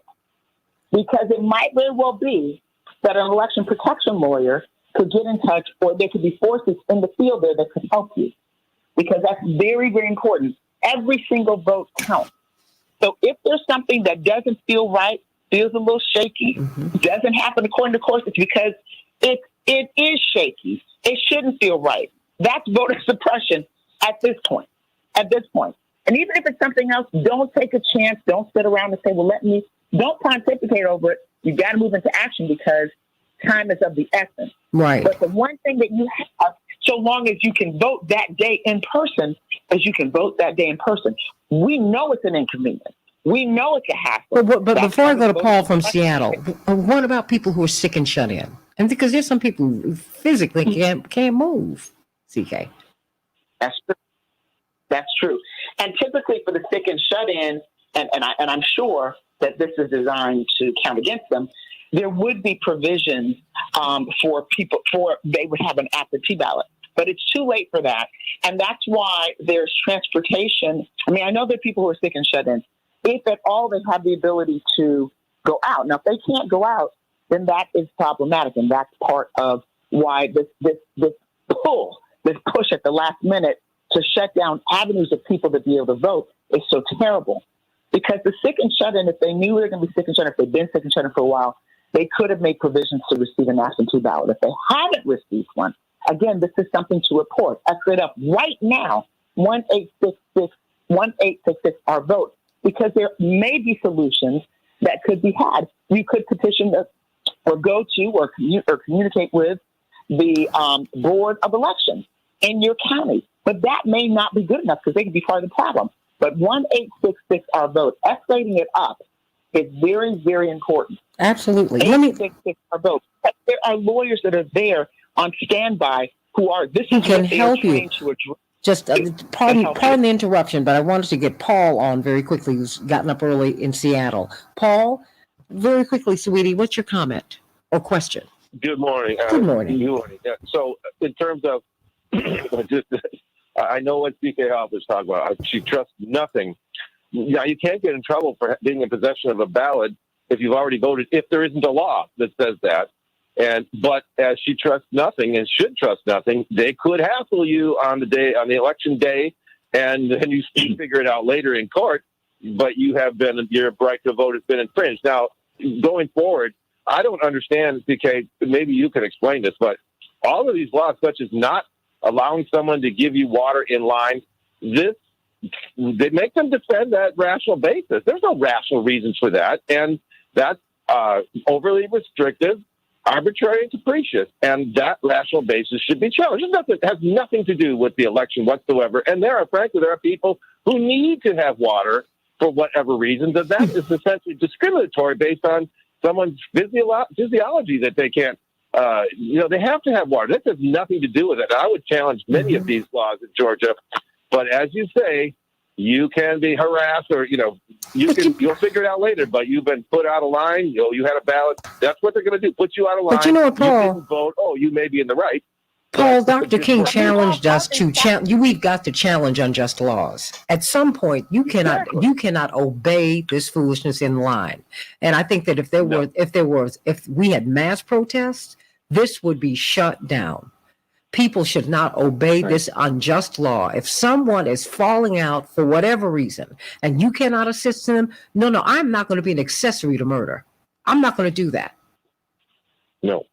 And then, if I have to go to jail, if you all arrest me, then that's what you do. And heaven help you. I've got to get some closing thoughts from everybody because I'm not going to be able to do an after show today, but just very, very quickly. Reverend Dr. Yeary, what do you advise us to do? We'll be talking about this next week leading up to the holiday. Well, for the listeners in Chicago and Minneapolis and St. Paul, if you have friends, family, if you're connected to somebody who has friends or family, encourage them to go to 1-800 or 1-866-OUR-VOTE. Follow up, be engaged. Just pay attention to my faith colleagues across the country. Call your pastors, your imams, your priests, your rabbis, and encourage them to encourage their congregants to get ready to engage in this process, because we got to play monopoly by the rules, even though we don't like them. We can't imagine them to be what they're not. We've got to hold this seat And then we can continue to fight to make sure that we fight these repressive and regressive laws across the country. Amen to that. Attorney Darrell Jones, 1 minute for you. Thank you, Santita. And I want to bring some clarity to, because I don't want any listener to be not understand with regards to if you received a ballot and you decide that you don't want to vote by mail, but you want to vote in person. You should take that ballot to your polling place where you're going to vote. Tell the election judge there that you want to vote in person, that they should spoil the ballot that was mailed to you so that you can vote there in person. Do not vote a provisional ballot if you take your absentee ballot to them to vote. So I want that to be clear. Additionally, 10 days, remember the 10-day rule. If you have not received your absentee ballot and have 10 days to get it back into the election official, don't mail it. 10 days prior, give us 10 days. That's what we encourage, Santita. Plan your vote and vote the plan that you put in place. We can do this thing. We'll see you in Georgia. Thanks so much, Santita. And what did you say? It's the 10-day rule. It's the 10-day rule, everybody. 10-day. Reverend Dr. Yeary, C.K. Hoffler, 1 minute. Vote, 1866 our vote. Take a picture of everything. If there's anything that is slightly out of it, when you're handing in that ballot that you're not using because you're voting in person, take a picture of you handing it over. Use your phone. Any application, take a picture. But call 1866 our vote. And vote. Hey, your phone will be your very best friend. Film, take photographs, make a record in real time, because sometimes these judges might not be on your side. Don't trust no one in this process. Trust in the Lord. Work with everybody else. 1-866-OUR-VOTE. 1-866-OUR-VOTE. Go to vote.org to find out if you are still on the voter rolls. On Monday, we're going to talk about that. I mean, what happens if in this interregnum between now and December 6th, you find out that you've been purged from the rolls? Because I don't put that past him at all, Attorney Jones, Attorney Hoffler, and Reverend Dr. Todd Yeary, Esquire. I trust nothing. I trust no one. Wait a minute. 1-866-OUR-VOTE, vote.org, and what else? Very quickly. Even in that, if you discover you've been purged in Georgia, it's likely to happen. So right now, escalate it up.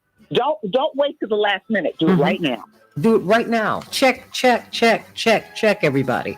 And let us win this race. We need it. This is about the people having our needs met. That's really what this is about. I am not partisan in that way. I'm just not. I'm going to work with the people who are going to work with me. If you want to end poverty, I'm going to work with you. If you want to feed people, clothe the naked, I'm going to work with you. Right now, the horse I got to ride is the Democratic horse. Right now, the person who I think is going to take care of us in America right now, it's Raphael Warnock, not Herschel Walker. I just don't think that is not why the powers that be want him there. They don't. And I pray that young man, that brother my age, gets some help. You shouldn't use him this way. And if you just hear him talk, oh my gosh, it's just a painful experience. But it lets you know that we are in a political moment, everybody. This is raw politics. This is about holding on to that seat. Those seats are precious. It's the equivalent of our House of Lords. Those seats are precious. And you know what? You need to be as serious about getting Raphael Warnock in that seat as the other side is as serious about putting Herschel Walker in that seat. They don't care about qualifications. They want someone to hold the seat.